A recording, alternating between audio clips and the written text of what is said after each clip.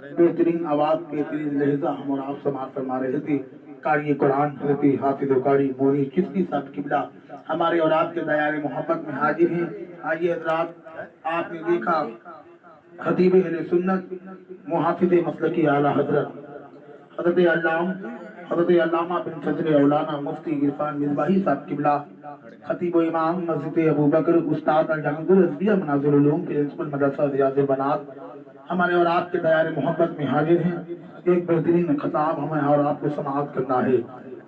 سرکاری غریب نواز علیہ رحمت و ریان بڑی پیاری انداز میں کیا خوب فرماتے ہیں، سا است حسین بادشاہ است حسین، دین است حسین، دی پناہ است حسین، سرداد نداد دست یزید، حقہ کی بنا لا الہ است حسین، حقہ کی بنا لا الہ است حسین۔ آئیے حضرات، حضرت کی آمد ہو رہی ہے اور ایک بہترین کتاب ہم اور آپ سماعت فرمانے جا رہے ہیں۔ خطیب اہل سنت حضرت علامہ مفتی عرفان مصباحی صاحب قبلہ۔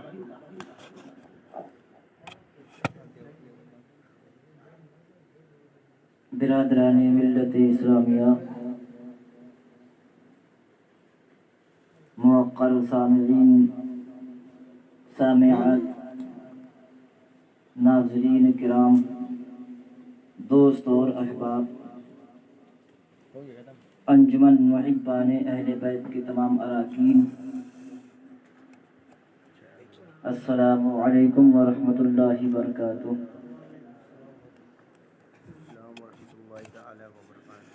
الحمد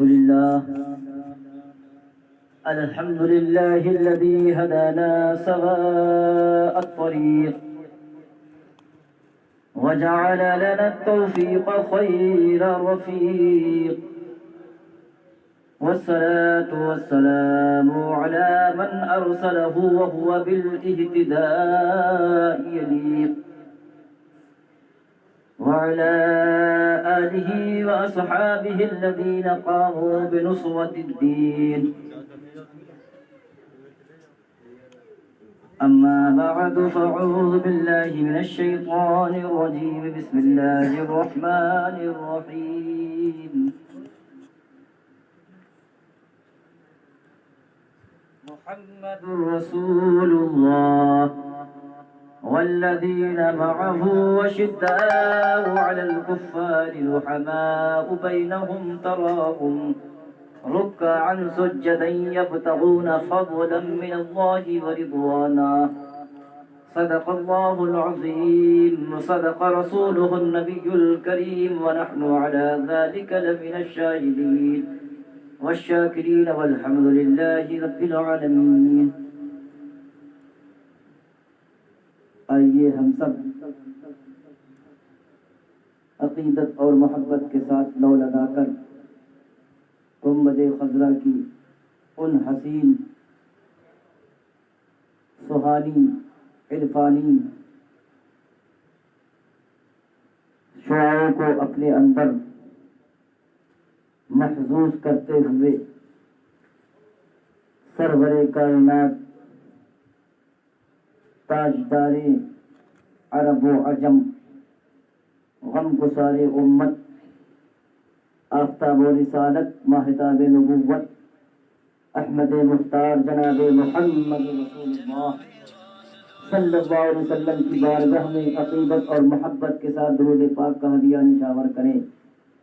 پڑھیے اداوار سے بلند، اللہم صلی علی سیدنا شفیعنا حبیبنا کریمنا مولانا محمد بالجود والکرم وعلی آلہ واصحابہ وبارک وسلم صلاة دائمة بدوام الملک الحی القیوم۔ شاعر کہتا ہے، شاہ مردہ شیر یزداں قوت پروردگار، شاہ مردہ شیر یزداں قوت پروردگار، لا فتح الا علی، لا فتح الا علی، لا سیف الا ذوالفقار، لا سیف الا ذوالفقار۔ قبضے میں یہ تلوار بھی آ جائے تو مومن، قبضے میں یہ تلوار بھی آ جائے تو مومن، خالد جانباز ہے یا حیدر کرار، خالد جانباز ہے یا حیدر کرار، تیری خاک میں ہے اگر شرر تو خیال فقر و غنا نہ کر، تیرے خیال میں ہے اگر شرر تو خیال فقر و غنا نہ کر، کہ جہاں میں نانے شعیر پر ہے مدار قوت حیدری، کہ جہاں میں نانے شعیر پر ہے کو مدار قوت حیدری، الہی تڑپنے بھڑکنے کی توفیق دے، الہی تڑپنے بھڑکنے کی توفیق دے، دل مرتضی سوز صدیق دے، دل مرتضی سوز صدیق دے۔ عزیزان محترم، آپ حضرات مسلسل کئی دنوں سے محرم الحرام کا پروگرام سماعت کر رہے ہیں۔ آج چوتھا پروگرام انجمن محبان اہل بیت کے بین تلے ہو رہا ہے۔ آپ حضرات ناظرین حضرات سامعین حضرات اسے اپنے گھروں میں سماعت کر رہے ہیں، انہیں ہم مبارکبادی پیش کرتے ہیں کہ قیمتی وقت نکال کر یاد حسین کی دل میں یاد بنا کر اپنے قلب کو روشن اور منور کر رہے ہیں۔ چونکہ یاد حسین منانا ہمارے خلف و سلف نے اجل صحابہ سے لے کر خلف و سلف، اولیاء اتقیاء اغواث اوتاد مجذوب سالک علماء ربانیین نے ذکر حسین منایا اور اس پر عمل کیا۔ آج ہم بھی انہی کی سنت پر، انہی کی روش پر چل کر، بزرگان دین کی روش پر چل کر یاد حسین کی یاد اب بھی برقرار رکھ کر اپنے قلب کو روشن اور منور کر رہے ہیں۔ آپ حضرات دیکھ رہے ہیں کہ استاد محترم حضرت علامہ قائد ملت صاحب برابر اس کی صدارت بھی فرماتے ہیں، امسال بھی صدارت فرما رہے ہیں، اور آپ یہ پروگرام عظیم الشان پروگرام آپ حضرات اپنے گھروں میں سماعت کر رہے ہیں۔ اس میں خصوصی طور پر ہمارے ریاض البھائی صاحب لگے ہوئے ہیں، اور ماسٹر کریم صاحب اور تمام طلبہ الجامعۃ الرضویہ مناظر العلوم بڑے شوق اور ذوق کے ساتھ اس پروگرام کو بڑھا رہے ہیں، اور ساتھ ہی ساتھ حافظ و قاری تنویر بلال صاحب وہ بھی پروگرام میں شرکت کر رہے ہیں۔ مولا تعالیٰ سب کو شوق اور ذوق اسی طریقے سے برقرار رہنے کی توفیق عطا فرما۔ میں نے کل عرض کیا کہ حضرت مولا علی مشکل کشا رضی اللہ تعالی عنہ کی کرامتیں، ان کی فضیلتیں، ان کی عظمتیں اللہ نے بہت زیادہ آپ کو کرامتیں اور بہت زیادہ فضیلتیں عطا فرمائی ہیں۔ حضرت مولا علی کے بارے میں مسلم میں، بخاری شریف میں، ترمذی اور نسائی داؤد شریف کے اندر سب سے زیادہ روایتیں مولا علی سے منقول ہو کر آئی ہیں، اور حضرت مولا علی کی شان میں اللہ رب العزت نے کئی دفعہ اپنے محبوب پر وحی نازل فرمائی ہے، وہ مولا علی ہیں۔ مولا علی کی شان جس طریقے سے تمام انسان کو اللہ نے پیدا کیا، سب کو خصوصیتیں دی، مگر جو خصوصیت اللہ نے مولا علی کو عطا فرمائی وہ خصوصیت کسی صحابی کو نہ ملی۔ آپ کے نکاح میں سب سے عظیم چہیتی پیاری بیٹی حضرت فاطمہ الزہرا نکاح میں آئیں۔ آپ داماد رسول ہے، چچا زاد بھائی ہے، اور آپ ہی ولایت کے مخزن ہے، آپ ہی سے ولایت جاری ہوئی، اور آپ کی نسل آپ کی بیٹی فاطمہ الزہرا رضی اللہ تعالی عنہا سے چلی۔ یہ وہ عظیم گھرانہ، وہ عظیم خاندان، وہ خاندان مولا علی، خاندان سید الکائنات، جنہوں نے اپنی نسلوں کو ایسی پرورش فرمائی کہ کرب و بلا میں عظیم کرب و بلا کے مارکہ میں اپنی جان عظیم کو پیش کر کے نانا جان کو کی بتائے ہوئے راستے پر چلنے کی ہمیں ایک تلقین فرما کر چلے گئے۔ وہ عظیم الشان شخصیت کے نام حضرت مولا علی کرم اللہ وجہہ الکریم ہے۔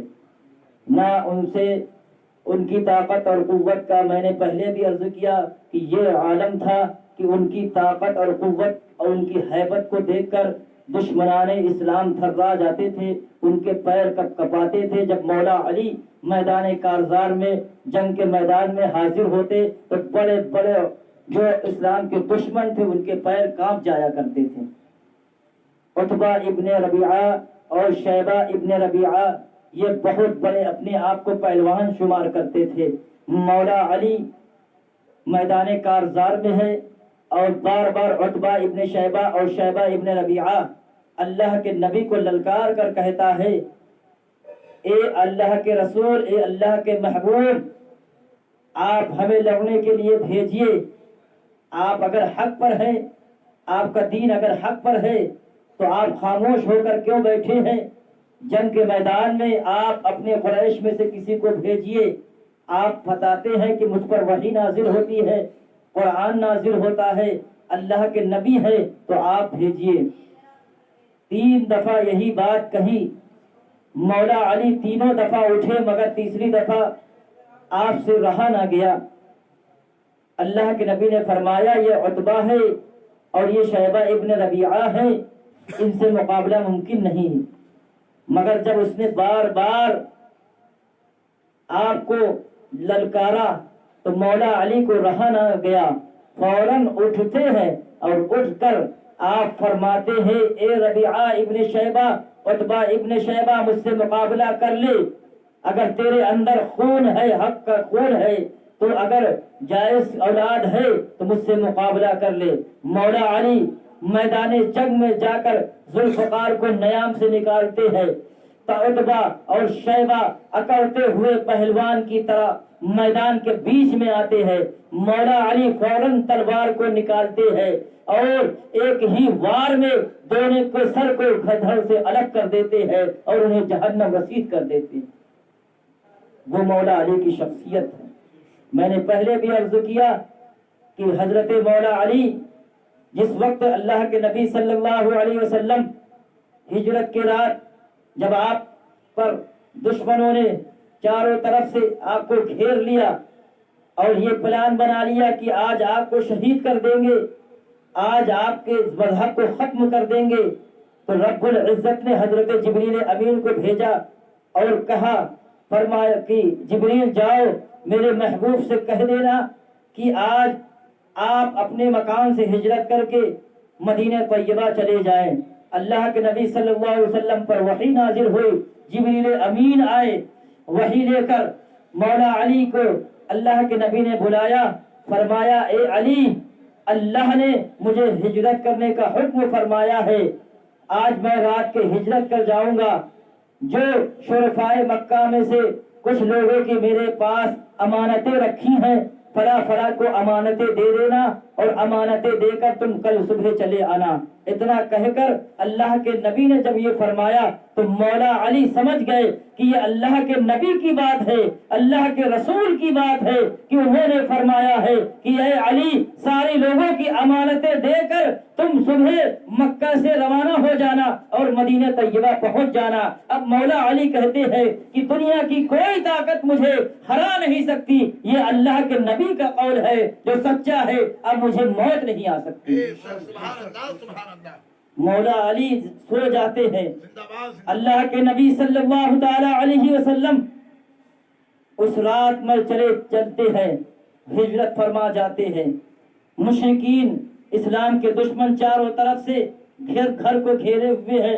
وہ دماغ میں یہ سوچتے ہیں، تصور اور خیال میں یہ رکھتے ہیں کہ شاید اللہ کے نبی سو رہے ہیں، صبح کا وقت صبح تو ہوتا ہے، فوراً وہ دشمن چاروں طرف سے گھس جاتے ہیں اور اللہ سوچتے ہیں کہ رسول پاک سو رہے ہیں۔ چادر کو ہٹاتے ہیں، کیا دیکھتے ہیں کہ مولا علی سو رہے ہیں۔ دشمن جو انتظار میں لگے تھے ان کی حالت ایک دم بدل جاتی ہے کہ یہ کیا ہوا، میں نے تو سوچا تھا، ہم سب نے یہ سوچا تھا کہ اللہ کے نبی سو رہے ہیں، مگر یہاں تو علی سو رہے ہیں، یہاں علی سو رہے ہیں۔ حضرت علی نہ گھبراتے ہیں اور نہ پریشان ہوتے ہیں۔ بہادری کا یہ عالم ہے کہ پورے اسلام کے دشمن بڑے بڑے جن کی طاقت اور قوت کا کوئی اندازہ نہیں لگا سکتا ہے، مولا علی گھبرائے نہیں، اسی بستر پر رات بھر سوئے، جب دشمن سامنے آئے تو بھی گھبرائے نہیں، ڈٹ کر بات کیا ہے، اور ڈٹ کر بات کرنے کے بعد تمام لوگوں کی امانتیں دی ہے۔ پھر مکہ مکرمہ سے روانہ ہو کر مدینہ طیبہ جب پہنچتے ہیں تو اللہ کے نبی صلی اللہ علیہ وسلم حضرت علی کے چہرے کو چومتے ہیں، پیشانی مبارک کو چومتے ہیں، فرماتے ہیں اے علی تمہیں کوئی پریشانی تو نہیں ہوئی، کوئی تکلیف تو نہیں ہوئی؟ عرض کرتے یا رسول اللہ مجھے کوئی تکلیف نہیں ہوئی، کوئی پریشانی نہیں ہوئی، آپ کی دعا تھی، آپ نے فرمایا تھا کہ فلاں فلاں کی امانتیں دے کر آ جانا، جب آپ نے فرما دیا ہے تو مجھے کیسے ہو سکتا ہے؟ نبی پاک صلی اللہ علیہ وسلم فرماتے ہیں اے میرے صحابہ یہ علی ہے، اور ان کی شجاعت ان کی بہادری کا یہ عالم ہے کہ پورے صحابہ میں کسی کے پاس اتنی بہادری اور شجاعت نہیں تھی کہ اس بستر پر لیٹ سکے، مگر میرا علی تھا جو دشمن سے نہیں ڈرا، رات بھر ان کے لرزے میں رہا مگر ذرہ برابر بھی پیر لغزش میں نہیں آیا، اور رات بھر سوئے، ڈٹ کر مقابلہ کیا۔ یہی شمشیر زر ہے، شمشیر خیبر ہے، یہ قوت پروردگار ہے، یہ شیر خدا ہے، انہی کو اللہ نے کہ رسول نے اسد اللہ کا لقب عطا فرما دیا۔ سبحان اللہ سبحان اللہ، واہ مفتی صاحب زندہ باد۔ یہ اللہ کے شیر ہیں، یہ قوت پروردگار ہے، اللہ کی طاقت ہے، ان کی تلوار جو ہے وہ اللہ کی طاقت ہے گویا کی، وہ حضرت مولا علی کرم اللہ وجہہ الکریم کی ذات ہے۔ آپ نے کئی غزویات میں سنا تھا، اوسریات میں شرکت فرمائی تھی۔ مولا علی رضی اللہ تعالی عنہ خلافت کا جب معاملہ آتا ہے، آپ نبی پاک صلی اللہ تعالی علیہ وسلم کا جب وصال کا وقت قریب ہوتا ہے تو آپ حضرت ابو بکر صدیق رضی اللہ تعالی عنہ کو بلاتے ہیں، اپنے قریب فرماتے ہیں۔ حضرت ابو بکر صدیق رضی اللہ تعالی عنہ کو نماز پڑھانے کا حکم اپنے سامنے فرماتے ہیں۔ حضرت ابو بکر صدیق رضی اللہ تعالی عنہ نماز پڑھانے کے بجائے آپ پیچھے مصلی سے ہٹتے ہیں، نماز پڑھنے کے لیے آگے نہیں آتے۔ حضرت عائشہ صدیقہ رضی اللہ تعالی عنہا عرض کرتی ہے یا رسول اللہ میرے والد گرامی نرم خو ہے، نرم مزاج ہے، وہ آپ کے مصلی پر نہیں کھڑے ہو سکتے۔ اتنا کہنا تھا، اللہ کے نبی صلی اللہ علیہ وسلم نے فرمایا اے عائشہ تم یوسف والی عورتیں ہو، تم یوسف والی عورتیں ہو، جس طریقے سے انہوں نے کیا ویسے تم بھی کر رہی ہو۔ اے عائشہ اپنے والد کو بلاؤ اور ان سے کہو کہ نماز پڑھائے۔ 3 مرتبہ آپ نے غضبناکی میں کہا تو آپ نے سب سے پہلے ظہر اور عصر اور مغرب کی جب نماز پڑھائی، اللہ کے نبی صلی اللہ علیہ وسلم اپنے حجرے سے دیکھتے جاتے اور مسکراتے جاتے اور سکون اور اطمینان حاصل ہوتا جاتا۔ جب اللہ کے نبی صلی اللہ علیہ وسلم کی حالت ایک دم قریب تر ہوتی گئی، وصال کا وقت قریب ہو گیا، یہاں تک کہ جب آپ کا وصال ہو گیا تو اللہ کے نبی صلی اللہ تعالی علیہ وسلم نے جو وصیتیں فرمائی تھی ان وصیتوں پر عمل ہونا لگا۔ حضرت ابو بکر صدیق رضی اللہ تعالی عنہ کھڑے ہیں، حضرت مولا علی کھڑے ہیں، حضرت عثمان، حضرت عمر فاروق اعظم رضوان اللہ علیہ اجمعین کھڑے ہیں۔ اب دل میں یہی خیال آیا کہ شاید اب نبی پاک صلی اللہ علیہ وسلم کے وصال کے بعد امیر المومنین یا خلافت کا مستحق میں ہی ہوں، مگر آپ دل میں خیال فرماتے ہیں۔ لوگوں نے حضرت مولا علی سے کہا، عرض کیا اے مولا علی سب سے زیادہ خلافت کا مستحق کون ہے؟ اس بارے میں آپ ہمیں کچھ بتا دیجئے۔ اللہ کے نبی صلی اللہ علیہ وسلم کسے زیادہ خلافت کا متمکن سمجھتے تھے، مستحق سمجھتے تھے؟ حضرت مولا علی رضی اللہ تعالی عنہ نے بھرے مجمع میں کہا اے میرے ساتھیوں، اللہ نے ابو بکر کو میرے سامنے مصلی امامت پر آگے بڑھا دیا تو میری طاقت کیسی ہے کہ میں حضرت ابو بکر سے زیادہ بڑھ کر ان کی خلافت کو ٹھکرا کر میں امیر المومنین بن جاؤں۔ حضرت ابو بکر صدیق اس کے لائق ہے، لہذا میں ان کے ہاتھ پر بیعت کرتا ہوں۔ سارے صحابہ نے حضرت ابو بکر صدیق رضی اللہ تعالی عنہ کے ہاتھ پر بیعت کی، مولا علی نے بھی بیعت کی۔ آپ فرماتے ہیں جتنے سال آپ کی خلافت رہی میں اس کے سارے امور کو انجام دیتا رہا، جنگوں میں گیا اور جو ہمیں مال ملا وہ تقسیم میں بھی ہمیں حاصل ہوا، فتاوے دیے، جو کام امور ہم سے لیے گئے وہ سارے کام ہم نے حضرت ابو بکر صدیق رضی اللہ تعالی عنہ کے خلافت میں پورا کیا۔ حضرت ابو بکر صدیق کا جب رضی اللہ تعالی عنہ کا جب وصال ہو گیا تو پھر لوگوں نے سوچا کہ پھر حضرت علی کو خلافت پر متمکن کیا جائے گا، لیکن آپ ابھی دل ہی دل میں سوچ رہے تھے۔ حضرت ابو بکر صدیق رضی اللہ تعالی عنہ کی وصیت جاری کی گئی کہ حضرت ابو بکر صدیق نے فرمایا کہ میرے بعد جو خلافت کا مستحق ہے وہ عمر فاروق اعظم ہے، آپ تمامی حضرات ان کے ہاتھ پر بیعت کیجئے۔ چنانچہ اتنا سننا تھا، مولا علی بیعت کر لیتے ہیں، سارے صحابہ حضرت عمر فاروق اعظم کے ہاتھ پر بیعت کر لیتے ہیں۔ جتنے دن خلافت رہتی ہے آپ فرماتے ہیں کہ حضرت ابو بکر صدیق رضی اللہ تعالی عنہ کے خلافت کے دور میں کچھ نہیں ہوا، بہت آسانی کے ساتھ سارے کام ہوتے رہے۔ حضرت عمر فاروق اعظم رضی اللہ تعالی عنہ کے زمانے میں بھی سارے خلافت میں ان کی خلافت میں سارے امور انجام پاتے رہے، کچھ نہ غلطی ہوئی، نہ کمی ہوئی، نہ بیشی ہوئی، نہ کسی فقہ میں نہ فتوے میں۔ آپ کے دور امور خلافت میں پورے کام اچھے طریقے پر انجام دیے، اس لیے میں نے بخوبی سارے کام سارے امور کو آپ کے رہتے ہوئے امیر المومنین ہوتے ہوئے آپ کے سارے امور کو انجام دیے۔ جہاں جہاں جنگیات میں شرکت کی کے لیے حکم ہوا وہاں وہاں میں نے شرکت کی، اور جنگ میں جو مال حاصل ہوا اسے ملا، اور تمام ضروریات جو تھی اس کو میں نے پورا کیا، سارے امور کو انجام دیا۔ آپ فرماتے ہیں کہ مولا علی فرماتے ہیں کہ حضرت عمر فاروق اعظم کا جب انتقال ہو جاتا ہے ان کے وصال کے بعد اب آپ کے دل میں یہ خیال آتا ہے کہ مجھ سے زیادہ کوئی خلافت کا مستحق نہیں ہے، اب مجھے ہی خلیفہ منتخب کیا جائے گا۔ اب یہ دل ہی دل میں خیال اور تصور میں تھے۔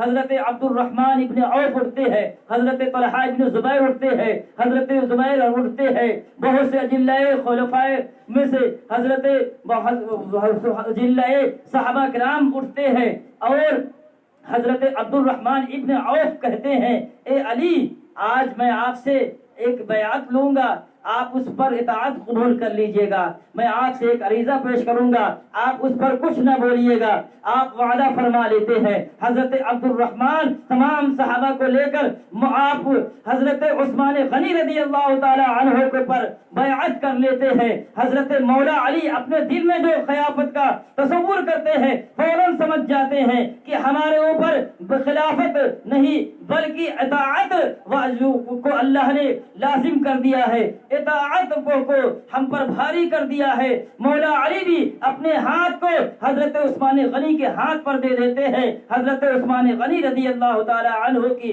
خلافت وہیں پہ سے متمکن ہو جاتی ہے۔ حضرت عثمان غنی رضی اللہ تعالی عنہ کا زمانہ آخری زمانہ جب آتا ہے تو خارجیوں نے رافضیوں نے سوزش کی اور طرح طرح کے الزام عائد کیے۔ حضرت عثمان غنی رضی اللہ تعالی عنہ کا آخری وقت جب ہوتا ہے آپ شہید کر دیے جاتے ہیں۔ اب شہید کرنے کے بعد کوئی شخصیت نہیں بچتی ہے۔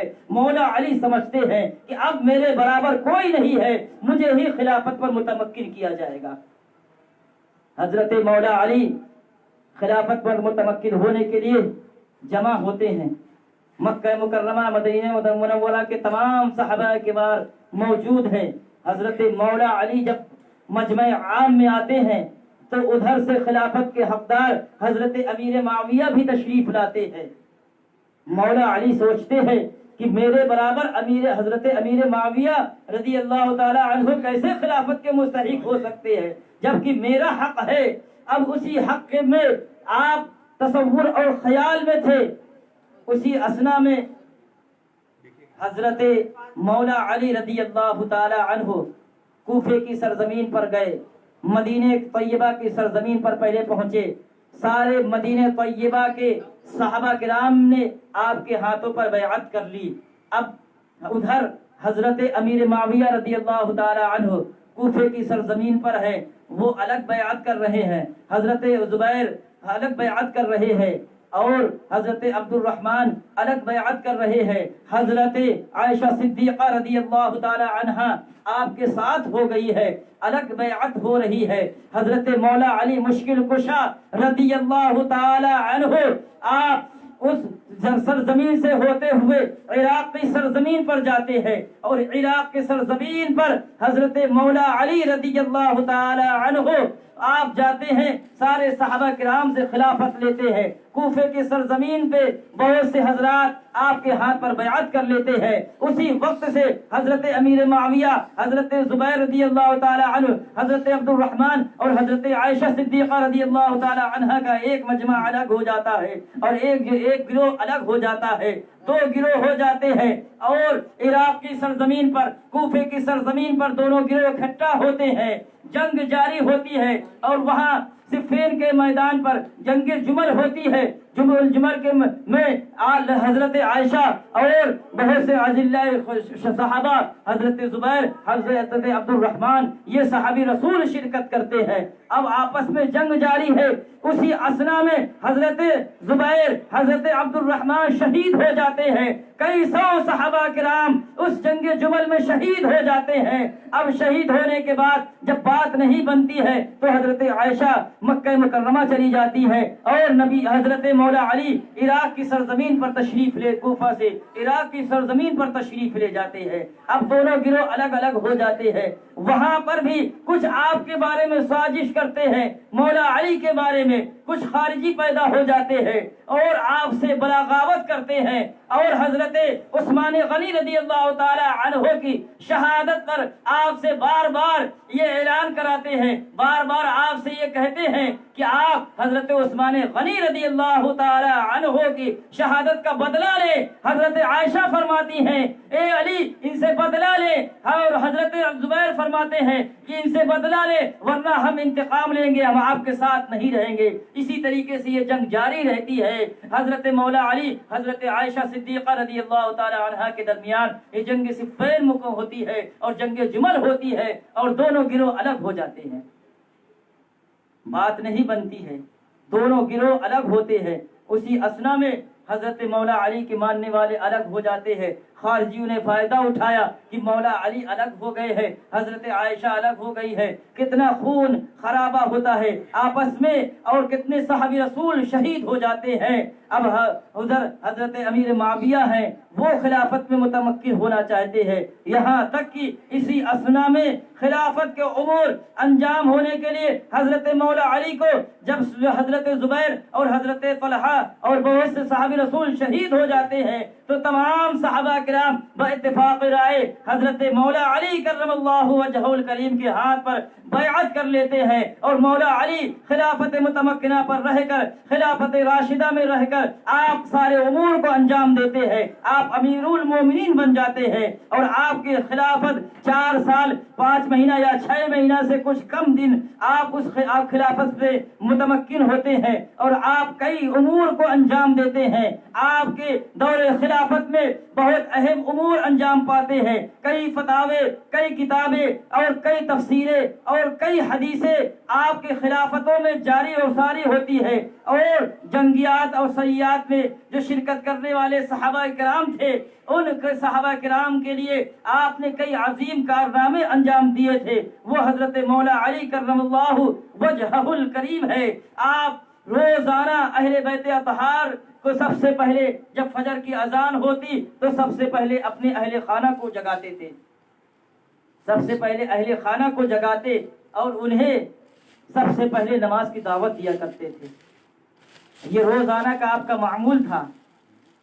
18 رمضان, ایک روایت میں آتا ہے 17 رمضان, خارجیوں نے دیکھا کہ یہ شورش بپا ہو چکی ہے, جنگ کا ایک چاروں طرف سے ایک جنگ ہونے کے لیے سارے لوگ اکٹھا ہو چکے ہیں, اختلاف رونما ہو چکے ہیں, تو خارجیوں نے فائدہ اٹھانا شروع کر دیا. عبد الرحمن ابن ملجم اور مبارک اور بکیر, یہ خارجی, انہوں نے ایک سازش رچی کہ 17 رمضان المبارک کو انہوں نے ایک سازش رچی. عبد الرحمن ابن ملجم کو یہ سونپا کہ تم حضرت علی رضی اللہ تعالی عنہ کو کل 17 رمضان کو شہید کرو گے. انہیں قتل کر دو گے. اور بکیر نے یہ بنایا کہ فلاں صحابی کو تم قتل کرو گے، اور عبد مبارک نے یہ بنایا کہ تم فلاں کو شہید کرو گے، فلاں کو قتل کرو گے. تینوں جنے جمع ہو کر ایک جگہ پر عبد الرحمن ابن ملجم نے یہ جمع ہو کر تمام لوگوں نے سازش رچی، اور جہاں پر حضرت مولا علی مشکل کشا امیر المومنین خلافت پر متمکن تھے، آپ کے دور خلافت میں تھے، فوراً وہ مدینہ طیبہ کی سرزمین پر عراق یا کوفے کی سرزمین سے ہوتے ہوئے عبد الرحمن ابن ملجم آتا ہے کہ آج موقع بڑھیا ہے، چھپتے چھپاتے ہوئے مولا علی کو تلاش کرتے ہوئے، خارجیوں سے ملتے ہوئے کہ مولا علی کا گھر کہاں ہے، ان کا ٹھکانہ کیسے ہے، ان کے ساتھ کتنے صحابی رسول رہتے ہیں، وہ کیسے چلتے ہیں. خارجیوں نے دیکھا کہ جب میرا ساتھی میرے ساتھ مل گیا ہے تو فوراً یہ عہد کر لیا کہ آج انہوں نے بھی یہ عہد کر لیا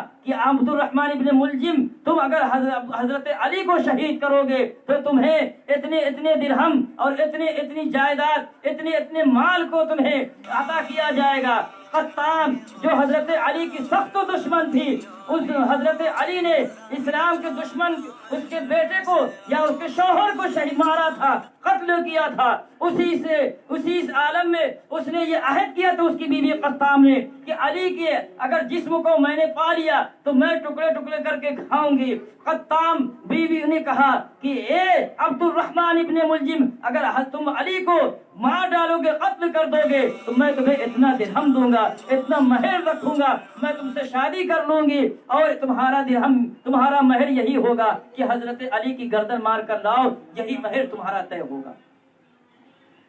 حضرت مولا علی کرم اللہ وجہہ الکریم رات کے سناٹے میں طلوع آفتاب کے بعد اٹھے، اپنے اہل و عیال کو نماز کی دعوت دے رہے ہیں. اے اہل بیت نماز کا وقت ہو گیا ہے، اٹھو نماز پڑھو. آپ یہ کہتے ہوئے اپنے دروازے کو اور اہل و عیال کے رشتہ داروں کے دروازوں کو کھٹکھٹاتے ہوئے مسجد تشریف لے جا رہے ہیں. عبد الرحمن ابن ملجم تاک میں لگا ہوا ہے، تلوار میں زہر لگا کر، زہر آلود تلوار ہے.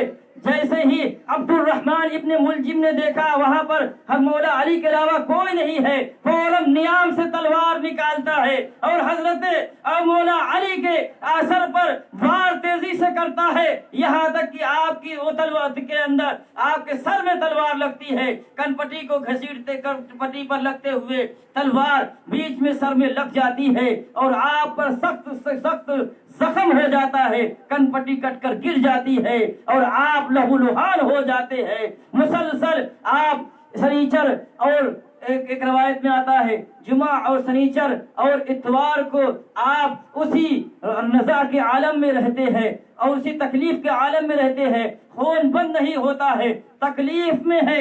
آپ کا روایتوں میں آتا ہے کہ یکشنبہ کے دن، ایک روایت میں آتا ہے دوشنبہ کے دن آپ کا انتقال ہو جاتا ہے.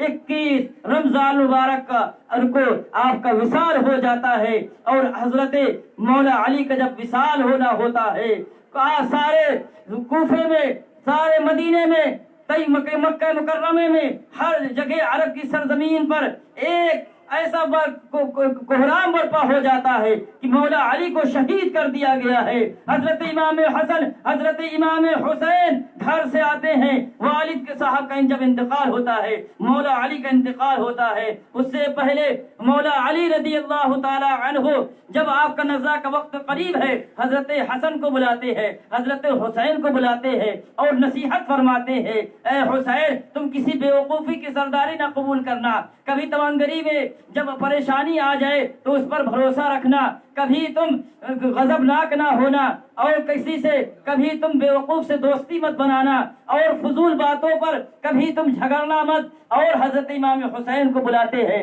وصیت فرماتے ہیں، آپ کی روح قفس انسری سے پرواز کر جاتی ہے. انا للہ و انا الیہ راجعون. حضرت مولا علی کا انتقال ہو جاتا ہے، آپ شہید ہو جاتے ہیں. حضرت امام حسن آپ کو کفناتے ہیں اور آپ کو کفنانے کے بعد آپ کی جنازے کی نماز پڑھائی جاتی ہے. جنازے کی نماز پڑھانے کے بعد اب خارجی تاک میں لگے ہوئے ہیں.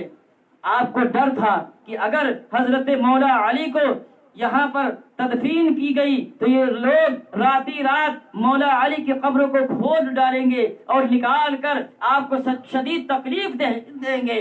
حضرت مولا علی کرم اللہ وجہ الکریم کو حضرت امام حسن نے وہاں مدفون نہیں فرمایا. ایک اونٹ خریدا گیا اور اس پر کچھ حضرت مولا علی رضی اللہ تعالی عنہ کے ساتھ کچھ لوگوں کو سوار کر دیا گیا کہ جاؤ جنت البقیع میں یا نبی پاک صلی اللہ علیہ وسلم کے دروازے کے پاس جانا اور حضرت عمر کے پہلو کے بغل میں حضرت مولا علی کی بھی قبر کو بنا دینا. یہ طے ہوا. رات کے سناٹے میں اونٹوں پر سوار کیا گیا. یہاں تک کہ کچھ ہی دور ابھی چلا ہوگا اونٹ جنگل پار کر رہا تھا. اچانک اونٹ کہیں بھاگ جاتا ہے, چاروں طرف سے ڈھونڈا جاتا ہے, مگر آپ کی نعش مبارک کسی کو نہیں معلوم ہوتی. لوگوں کا یہی کہنا ہے, روایتوں میں آتا ہے کہ آپ آج تک کسی کو نہیں معلوم ہو پایا کہ مولا علی کرم اللہ وجہہ الکریم کی قبر انور کہاں پر ہے, آپ کہاں پر مدفون ہوئے. کوئی کہتا ہے کہ آپ کو بادل میں بلا لیا اللہ نے, کوئی کہتا ہے کہ نجف میں ہے, مگر صحیح روایت یہی ہے کہ حضرت مولا علی جہاں پر مدفون ہوئے یہ کسی کو نہیں معلوم, صرف اللہ اور اس کے رسول کے علاوہ کسی کو نہیں معلوم کہ اللہ مولا علی رضی اللہ عنہ کہاں پر مدفون ہوئے. یہ مولا علی اتنا شان, اتنی عظمت, اتنی رفعت عطا فرمائی کہ آج ہم ان کا غم اور ان کے بچوں نے جو اسلام کی آبیاری کے لیے, اسلام کو سیکھنے کے لیے اپنی جان عظیم کو پیش کیا اور اپنے اہل و عیال کو پیش کیا, یہ ان کی عظیم شخصیت اور ان کی بہادری اور ان کے خاندان کی ایسی عظیم اور ایسی مثال ترین شخصیت اور ایسی مثال جو پیش کی ہے, رہتی دنیا تک قیامت تک ایسی کوئی مثال نہیں پیش کر سکتا جو حضرت امام حسن, امام حسین اور مولا علی نے پیش کیا ہے. اللہ نے ان کے ہاتھوں پر کتنی فتح یابی عطا فرمائی اور ان کے باشان میں کتنی حدیثیں وارد ہوئی. قرآن پاک میں کتنی جگہ پر اللہ نے مولا علی کی شان بیان فرمائی ہے. یہ مولا علی ہے. اللہ کے نبی فرماتے ہیں, اے علی تم سے جو بغض رکھتا ہے, تم سے جو عناد رکھتا ہے وہ منافق ہے. جس نے علی سے بغض رکھا, جس نے علی کو تکلیف پہنچائی, اس نے اللہ اور اس کے رسول کو تکلیف پہنچائی.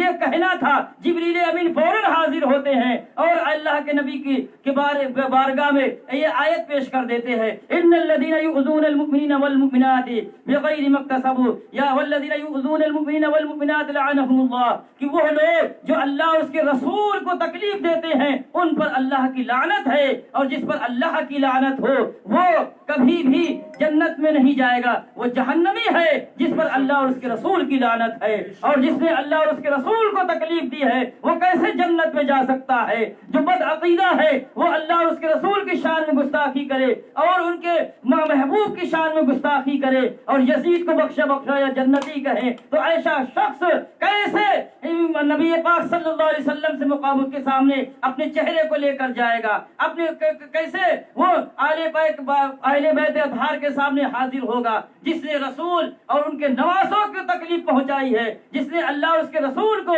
حضرت خدیجہ کو, حضرت فاطمہ الزہرا کو تکلیف پہنچائی ہے, وہ کیسے جنت میں جائے گا, وہ کیسے اس چہرے کے سامنے پیش ہوگا. اس لیے عزیزان محترم, ہم خوش نصیب ہیں کہ حسین کے ماننے والے ہیں, حسین کی یادیں تازہ کر رہے ہیں, اور جس نے حسین کی یاد تازہ کی ہے, اور روایتوں میں آتا ہے جو اپنے گھروں میں حسین کی یاد تازہ کرتا ہے اللہ اس کے گھر کو خیر و برکت سے پورے سال معمور فرما دیتا ہے. اللہ تعالیٰ سے دعا ہے, قتل حسین اصل میں مرگ یزید ہے. اسلام زندہ ہوتا ہے ہر کربلا کے بعد, اسلام زندہ ہوتا ہے ہر کربلا کے بعد. وآخر دعوانا الحمدللہ رب العالمین. السلام علیکم.